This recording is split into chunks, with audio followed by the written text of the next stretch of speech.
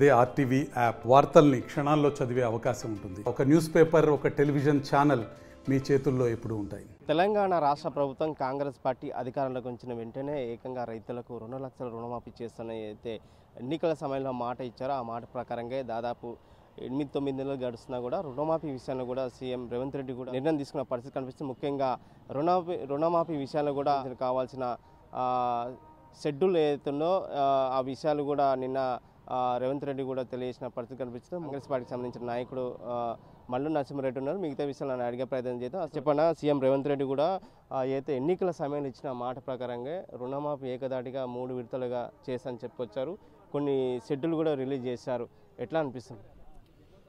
చాలా మంచి నిర్ణయాలు తీసుకున్నది మా కాంగ్రెస్ గవర్నమెంట్. రేవంత్ రెడ్డి గారు చెప్పిన ప్రకారంగా కంపల్సరీ చేస్తారు. ఇప్పుడు కూడా అన్ని జిల్లాలకు వెళ్ళి కూడా సమీక్షలు జరుపుతున్నారు మంత్రులు. దాని మీద ఒక నివేదిక తీసుకొని 2 లక్షల రూపాయలు రుణమాఫీ గత 18 డిసెంబర్ 12/12/18కి వెళ్ళి 9 డిసెంబర్ 2023 వరకు తీసుకున్న రుణాలు మాఫీ చేస్తున్నాము. ఒకటే మాట మీద ఉండము, ఒకటే మాట ప్రకారంగా కంపల్సరీ రుణమాఫీ చేసి తీరుతారు.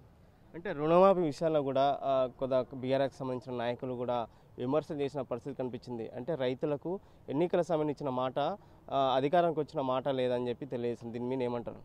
వాళ్ళు ఏదో ఒకటి వక్రీకరిస్తుంటారు. ఒక 6 నెలలు 7 నెలల ప్రభుత్వంలో ఇన్ని సంక్షేమ పథకాలు మేము చెప్పిన 6 గ్యారంటీలో భాగంగా ఇది కూడా ఒకటి. ప్రతి ఒక్కటి అమలు అవుతున్నాయి. 6 నెలల్లో ఇంతవరకు ఏ రాష్ట్రంలో కానీ, భారతదేశంలో మొత్తం ఏ రాష్ట్రంలో కానీ ఇంత తొందరగా యాక్షన్ తీసుకున్న ప్రభుత్వం, ఇచ్చిన మాట మీద నిలబడే ప్రభుత్వం అంటే కాంగ్రెస్ పార్టీ ప్రభుత్వం రేవంత్ రెడ్డిది.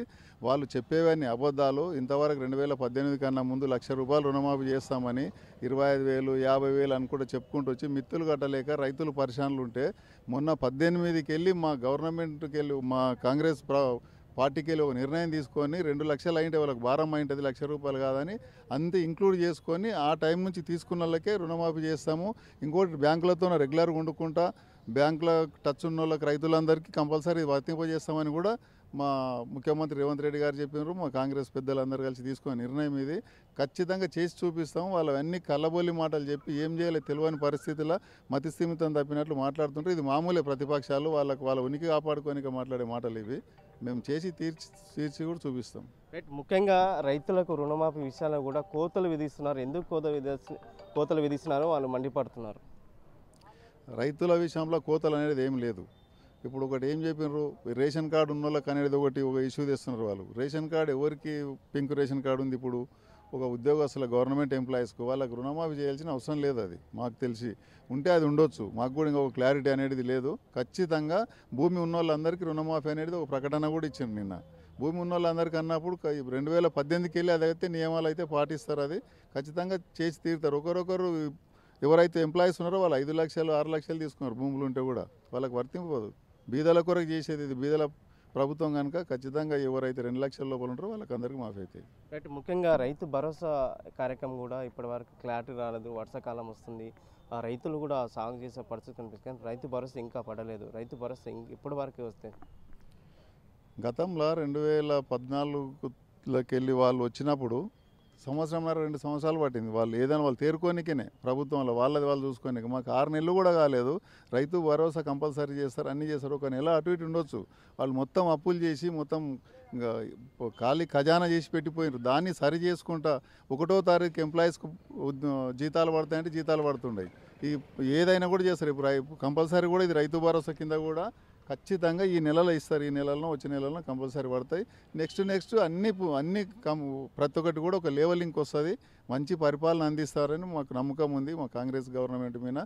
ఇప్పుడే కాదు, గత 70 ఏళ్ళకి వెళ్ళి కూడా ఏది చేసినా కూడా కాంగ్రెస్ పార్టీ చేసిందే ఉంది. ఇప్పటి వరకు స్థిరంగా నిలబడి ఉంది అంటే కూడా కాంగ్రెస్ పార్టీ పుణ్యమే. వీళ్ళంతా మాటలు చెప్తారు, ఆపూటకు చేసేటి వాళ్ళందరూ. మేము ఏం చేసినా కూడా ఒక ప్రణాళికాబద్ధంగా ఒక పద్ధతి మీద ఒక సిస్టమ్ మీద చేసుకుంటూ పోతాము. ఇచ్చిన మాట అయితే నిలబెట్టుకుంటాం. Thank you. రైట్. మొత్తం మీద కూడా ఏదైతే కాంగ్రెస్ ప్రభుత్వం అధికారులకు వచ్చిన వెంటనే కూడా రైతు రుణమాఫీ విషయాన్ని కూడా క్లారిటీ తెలిసిందని చెప్పుకొస్తున్న సీనియర్ నాయకులు. ముఖ్యంగా రైతు రుణమాఫీ విషయాన్ని కూడా 2 లక్షలు 3 విడతలుగా రుణమాఫీ విషయం ఉంటుంది. అలాగే రైతులకు కావాల్సిన అంటే రైతులు ఎప్పుడైతే 2018 నుంచి ఉన్నారో ఇప్పటి వరకు వాళ్ళకు రుణమాఫీ అర్హులు ఉంటారు. విషయాన్ని కూడా విడతల వారీగా అలాగే రైతులకు సంబంధించింది అర్హులా కాదా అనే విషయాన్ని కూడా క్లారిటీగా వచ్చేది. ఖచ్చితంగా కాంగ్రెస్ ప్రభుత్వం అధికారంలోకి వచ్చిన వెంటనే కూడా రుణమాఫీ విషయం చేయడం చాలా సంతోషంగా విషయం అని చెప్పి కాంగ్రెస్ పార్టీ నాయకుడు మల్లు నరసింహారెడ్డి తెలియజేసిన పరిస్థితి కనిపిస్తుంది. వీడియో జర్నలిస్ట్ నరసింహారెడ్డితో రామకొండ, టీం మహబూబ్ నగర్. మరిన్ని వీడియోస్ కోసం ఛానల్ ని సబ్స్క్రైబ్ చేయండి. లేటెస్ట్ అప్డేట్స్ కోసం వాట్సాప్ ఛానల్ ని ఫాలో చేయండి. అండ్ లింక్ డిస్క్రిప్షన్ లో ఉంది.